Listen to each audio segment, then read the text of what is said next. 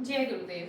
आज हम हैं आर्ट ऑफ लिविंग के एक बहुत ही वरिष्ठ हमारे मार्गदर्शक कहूँगी मैं, जिनको वैसे हम टीचर कहते हैं। आप हैं दीदी बिंदिया ठक्कर जी, और आप बिलोंग करते हैं वडोदरा, यानी कि जिसको हम बड़ौदा के नाम से भी जानते हैं। और मुझे बहुत खुशी है कि दीदी आज आपने सुबह मुझे फ़ोन किया, 6 बजे इनका फ़ोन आया मुझे कि धारा मैंने तुम्हें देखा फेसबुक पे, जो स्टैचू ऑफ यूनिटी है वहाँ पर तुम आई हो, तो मेरा घर बहुत करीब है, मैं बड़ौदा में हूँ, मुझे मिले बिना नहीं जाना। तो मेरे मन को ऐसे छू गई इनकी बात कि देखिए बहुत लोग हमारे शहरों में आते हैं, बहुत गुजर जाते हैं, पर हम कई बार नज़रअंदाज भी कर देते हैं, अपनी व्यस्तताओं के कारण मिल भी नहीं पाते उनसे। परंतु ये एक ऐसी शख्सियत है जिन्होंने मुझे दिल से याद किया, और मैं दिल से यहाँ पर आई हूँ। आपका बहुत बहुत शुक्रिया दीदी। और ये बताइए कि आपकी यात्रा जो आर्ट ऑफ लिविंग के साथ है, बहुत लंबी यात्रा चली आई है आपकी, और आपने बहुत से लोगों के जीवन में कंट्रीब्यूट किया है अपनी सेवाओं के माध्यम से। I would call you as a social worker, जिन्होंने निस्वार्थ भाव से समाज को सेवा दी है, सभी के लिए उपयोगी रहे हैं। एक संस्था के माध्यम से आप सभी के तक पहुँचे हैं। तो ये बताइए कि आज आप कैसा महसूस करते हैं इतने वर्षों की अपने ये सेवा देने के बाद, और जो अभी भी निरंतर जारी है। सबसे पहले तो welcome to Gujarat, Baroda, my home. Thank you. और हम लोग बहुत सौभाग्यशाली हैं कि गुरुदेव श्री श्री रविशंकर जी, जो हमारे आर्ट ऑफ लिविंग के संस्थापक हैं, उनको हम मिले 1993 में फर्स्ट टाइम जी। और कुछ होगा पिछले जन्म का बहुत अच्छा कुछ किया हुआ। तो इतनी छोटी आयु में, तब हम बहुत छोटे थे, अराउंड मे बी 23-24 जी। तो गुरुदेव के आशीर्वाद से फिर हमें ये मौका मिला कि हम लोगों के जीवन में वो ज्ञान पहुंचा पाए, जी। वो खुशी, वो आनंद पहुंचा पाए जो गुरुदेव चाहते थे। बिल्कुल।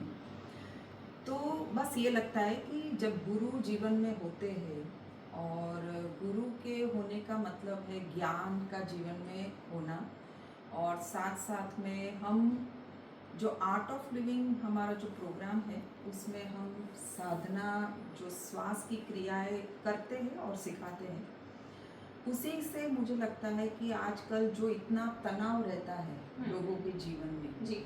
आप कुछ भी ले लो, एक मतलब इंडिविजुअल फैमिली है, 2 बच्चे, पति पत्नी, फिर भी कुछ तनाव है।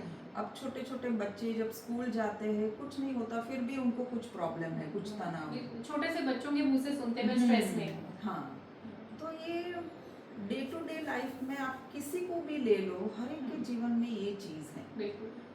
तो देखिए, आध्यात्म क्या है, कुछ अलग सी चीज़ नहीं है, वो हमारा ही अंदर का भाग है ना। जैसे हम भौतिक जीवन जीते हैं, वैसे ही हम आध्यात्मिक जीवन जीते ही होते हैं। बिल्कुल। पर हमारा ज़्यादातर ध्यान और लक्ष्य हमारा भौतिकता की तरफ ज़्यादा है। बिल्कुल। है ना, मटीरियलिज्म की ज़्यादा है। बिल्कुल। तो स्पिरिचुअलिटी, अध्यात्म, basically you are a spirit, तुम ही तो वो हो। क्या बात है। तो थोड़ा रुक के अपने साथ होना। अब वो रुकेंगे कैसे, तो गुरुदेव सिखाते हैं कि भाई कुछ सांस की क्रियाएं करें। अब आप देखिए, कई बार हम बोलते हैं ना कि अभी तो श्वास लेने की भी फुर्सत नहीं है, इतने व्यस्त है। हाँ। तो मैं कहती हूँ, जब श्वास नहीं लोगे तो फुर्सत ही फुर्सत है।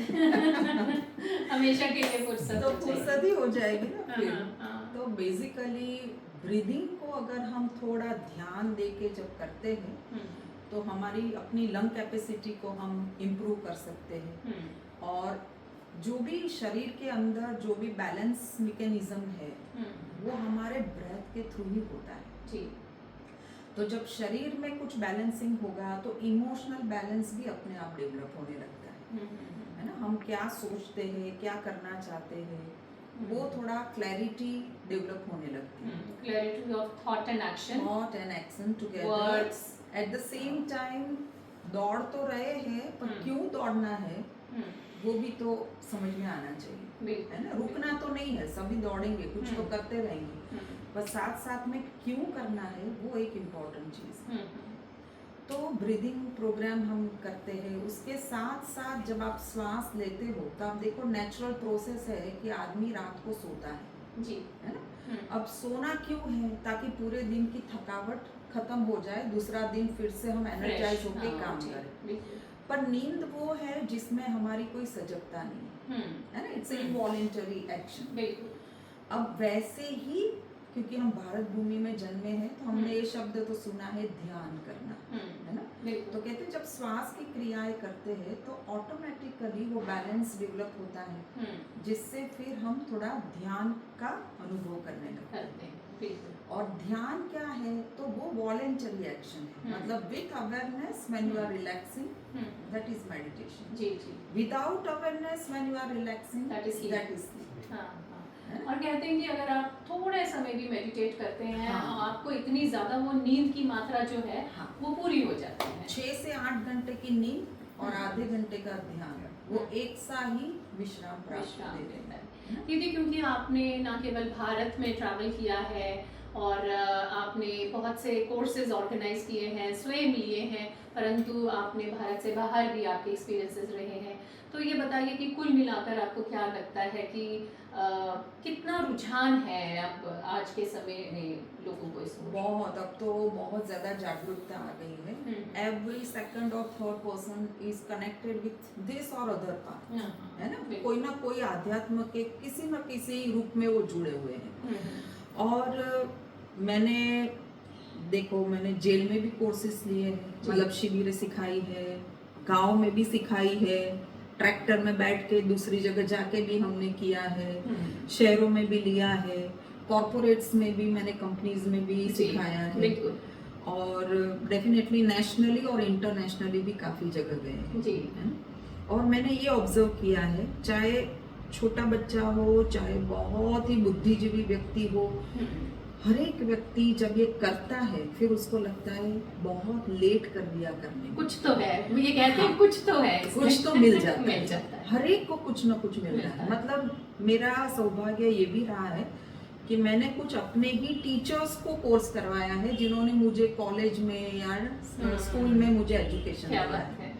और ऐसे ही मैंने कुछ संतों को भी शिविर सिखाने का मुझे मौका मिला, मतलब गुरुदेव के आशीर्वाद से मुझे वो भी मौका मिला।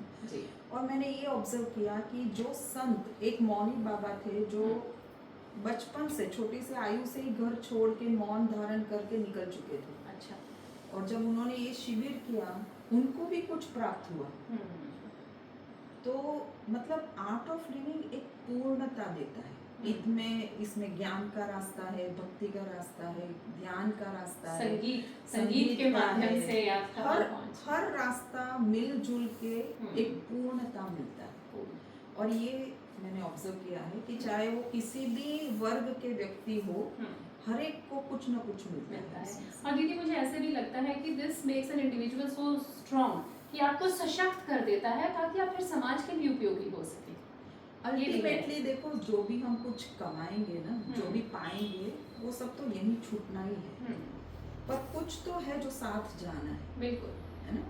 तो जीते जी अगर हम थोड़ी दृष्टि उस पे डालें कि वो क्या है जो जाएगा साथ, तो फिर जो पाना है वो भी बहुत आराम से होने लगता है।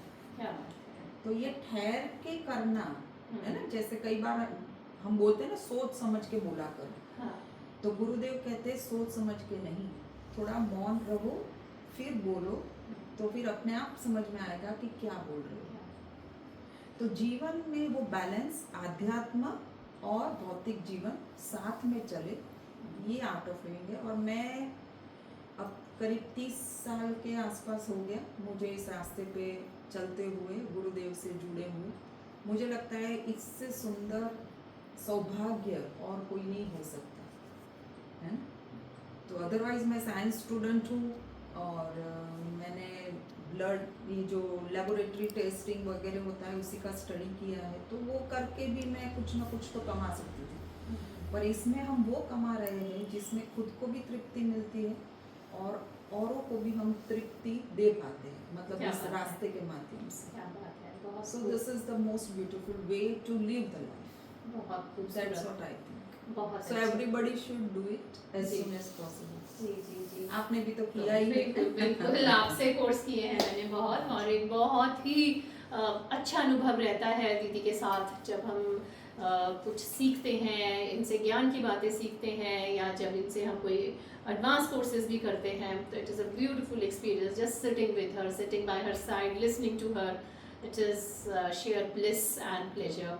तो दीदी हम यही दुआ करते हैं, ईश्वर से प्रार्थना करते हैं कि आप इसी तरह से इस रास्ते पर आगे बढ़ते हुए सभी को प्रकाश के इस रास्ते पर लेकर चले, और आपका आशीर्वाद, गुरुदेव का आशीर्वाद सभी पे बना रहे। आपका बहुत बहुत शुक्रिया, धन्यवाद। जय